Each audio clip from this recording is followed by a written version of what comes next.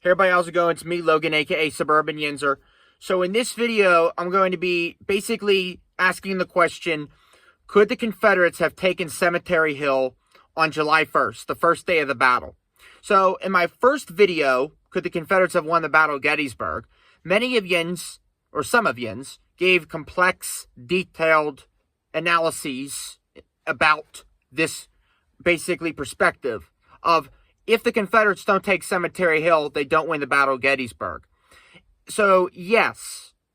But the problem is that I feel that some of Yins don't give credit where the credit is due, and you're not giving a little bit of leniency and understanding and empathy towards the situation.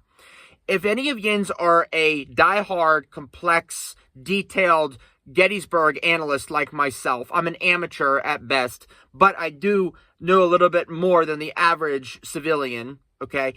I will say that on July 1st, it comes into my territory, because on July 1st, when the 1st and the 11th Corps are engaged on the north side of the field, which I'm going to be putting up maps for a little bit of context for many of the people that aren't as, let's just say, photographically, engaged. They can't see the battle in front of them. So as you can see, I'm just winging this from my brain, so don't think it's gospel. But when the 1st and 11th Corps are engaged on the north side of the battlefield, as the Confederates are pursuing, or basically rushing up from south to north, they're rushing up to the north side, the 11th Corps is supporting the 1st Corps. So the 1st Corps gets there to support Buford.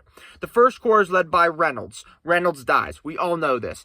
And then General Oliver Otis Howard, nicknamed Uh-Oh Howard, then takes command of he does take command of the whole army once Reynolds falls, because Howard is the senior commander on the field. So then, as the 1st Corps is engaged with Hill's Corps, basically the 3rd Corps of the Army of Northern Virginia, and then my ancestors of the 74th Pennsylvania, the Germans of the 11th Corps, are engaged with General Ewell's 2nd Corps on the north side, basically Oak Ridge, Oak Hill, and then on the flat plain going into Barlow's Knoll. Basically, that whole area capitulates. As we know, the 11th Corps arrives in the town of Gettysburg around 10, 11 o'clock in the morning. So General Oliver Otis Howard, even though I don't like him, even though he's an Anglican, anti-Dutch, anti-German nativist, and a little bit of a radical Protestant, I will say, he does play the smart card in the aspect of placing a division on Cemetery Hill before he's engaged on the north side of the battlefield.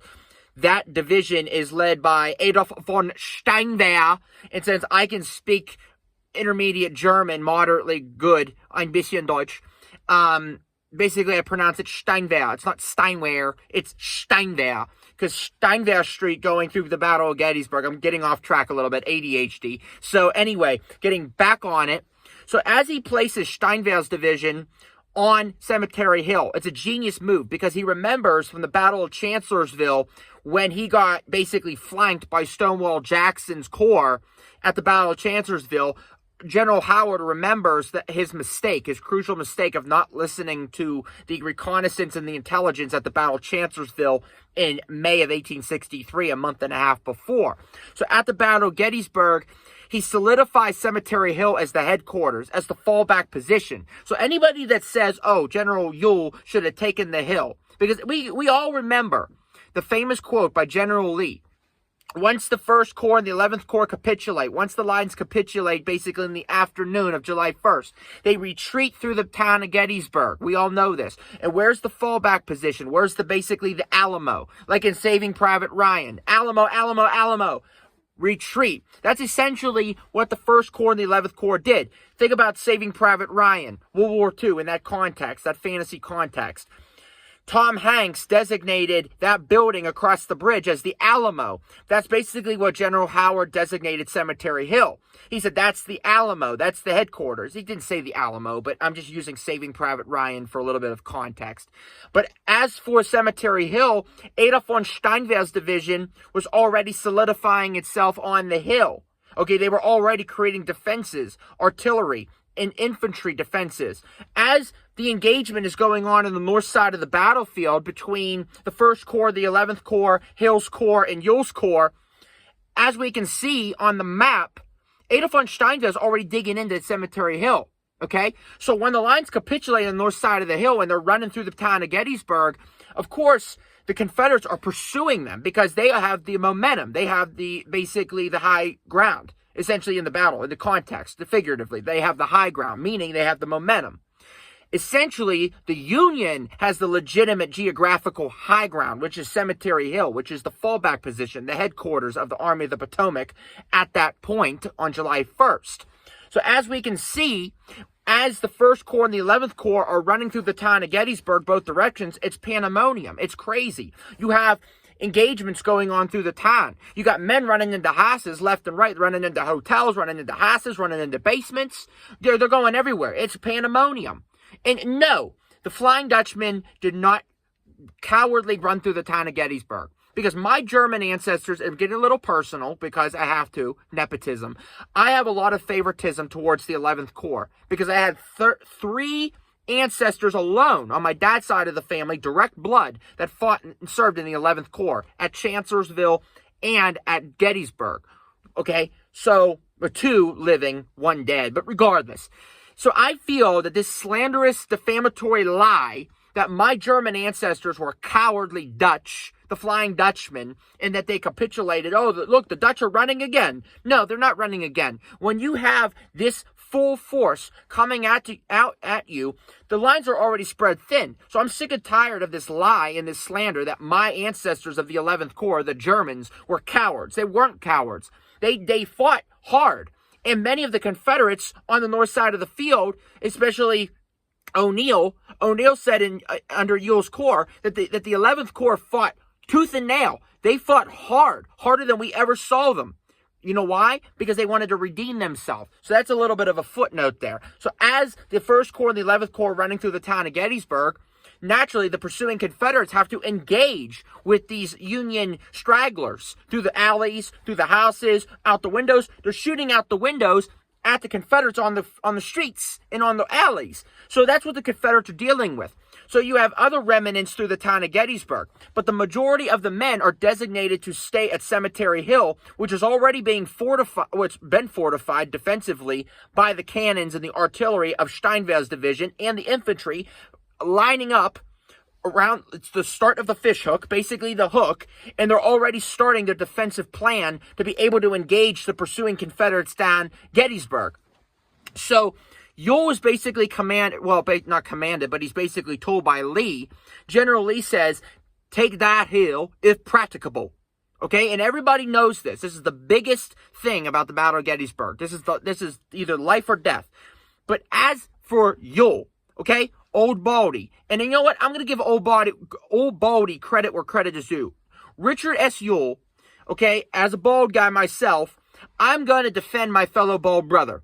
And I'm going to say that man did everything he could strategically to be able to pursue the Confederates. Okay? Everybody throws Ewell under the bus. And everybody says, well, if Stonewall Jackson would have been there, he'd have taken Cemetery Hill.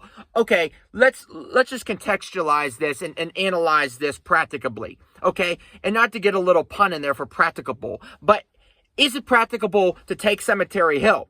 Well, what's behind Cemetery Hill? That's the question. Everybody slanders Ewell and says, well, Ewell's a coward. He purposely didn't want to go. Okay, first of all, half of his force, Ewell alone, half of his corps is already engaged in the town of Gettysburg with the stragglers of the 1st and 11th Corps through the streets, the alleys, and the houses. Okay, they're already trying to find prisoners. They're engaging left and right through the windows, basically shooting up at the windows. Everywhere. It's pandemonium. Then you have the other half of his corps basically pursuing through the town of Gettysburg to engage Cemetery Hill. So his whole corps is not up and run yet. And neither is Hill's. Okay, the Confederates are not in a position to be able to engage whatsoever with Cemetery Hill. And I'm sick and tired of hearing this fantasy if Stonewall Jackson was there. What does that matter? He'd have been in the same predicament as Ewell. Okay? First of all, it's fantasy even to say, oh, if Jackson was there. Okay, Jackson's not there. Okay, I don't like to play, well, what if? What if Jackson was there? Jackson's dead. Okay, Jackson died in May of 1863, a month and a half before. Let's get that out of the table. Get that off the table right now. Richard S. Ewell is a capable commander. He's already proven himself multiple times before the Battle of Gettysburg, and Richard S. Ewell already knows that his somewhat order, is to take the hill if practicable. So if you're a commander in that position, your boots are on the ground, are you going to take the big gamble, the big risk of throwing everything at Cemetery Hill, which is not practicable in his circumstance, and not know what's on the other side of that hill? For all he knows, based on lack of reconnaissance and lack of intelligence, because Jeb Stuart's God knows where, that there could be another corps or two corps coming down the south side of Gettysburg, coming down the Baltimore Pike, ready to smack him at any moment. He doesn't know that. So is it practicable? Is it legitimate to take Cemetery Hill? No. Why would you take that risk? And as for the movie, well, as for the book, The Killer Angels by Ron Maxwell, and as for the movie Gettysburg, 1993, Ron Maxwell, the movie, Michael Shera, the Killer Angels. Any Gettysburg geek is going to go, what? Like that Leonardo DiCaprio meme. What? Like that, like, no, I'm not that stupid. I know what I'm doing. Okay, I'm experienced. Okay, the Killer Angels, Battle of Gettysburg, or the movie Gettysburg, okay? When Lee is basically told by, I think it is Trimble. I think it's Trimble. And Trimble comes to him and says in his headquarters, General Ewell, give me a division and I'll take that hill. Give me a brigade and I'll take that hill. Give me a regiment and I'll take that hill. Get the hell out of here. Okay, this is my dad coming out, because my dad is a big nepotist, big 11th Corps supremacist based on his German ancestors. He has some skin in the game, literal blood in the game. And my dad says that's the most ridiculous thing he's ever heard in his life. And anybody that says, oh, Ewell and the Confederates could have taken Cemetery Hill, wrong. I've already just explained it before. So we all can know, at the end of the day, no, the Confederates couldn't have taken Cemetery Hill, okay, on the 1st of July, on the first day. But can they take it July 2nd, the next day? Well, they already tried that, and that's a whole different video, okay? That's a whole different thing. But as for the first day, and as for the whole scenario, what if Jackson was alive? What if Jackson was the commander? I mean, anyway, you don't have to put those cards on the table and play this what if, okay? Like I said before, Jackson died. As for Richard S. Ewell, give old Baldy where credit is due, okay? That man needs to get a little bit of slack. And as for General Lee, in my opinion, you got to leave it up to the commander on the ground. General Lee doesn't know what's going on. Richard S. Ewell, his boots are on the ground. He is right there. And for us in 2026 to judge based on our interpretation and our perception in the modern day after the fact, it's pretty ignorant to say and to slander and to defame these guys when we aren't on the ground. We weren't there, and it's pretty, 2020 is always clear, the perspective. It's always clearer in the future. But what about on the ground on July 1st, 1863? So giving Richard Ewell a little bit of slack would be, necessary and appropriate in this moment and in this scenario on the first day of the Battle of Gettysburg with regarding the Cemetery Hill situation. But other than that, that's all I got to say about it. So anyway, could the Confederates have won the Battle of Gettysburg? And I will defend it. Yes, but not on July 1st. But to conclude it and to wrap it all up, did the Confederates win the first day of the battle? Yes, they did. Okay? But their main goal and their main concern would be the second day. The second day would be the life and death. The second day would be the time that you would have to win the Battle of Gettysburg, that you would have to take those positions and fold the fishhook and flank and maneuver, like I already explained in my first video, part 1. But anyway, peace out. Thank you guys so much for your comments, your analyses, and your opinions. I really appreciate it. Stay cool. And anyway, peace out. Have a good day.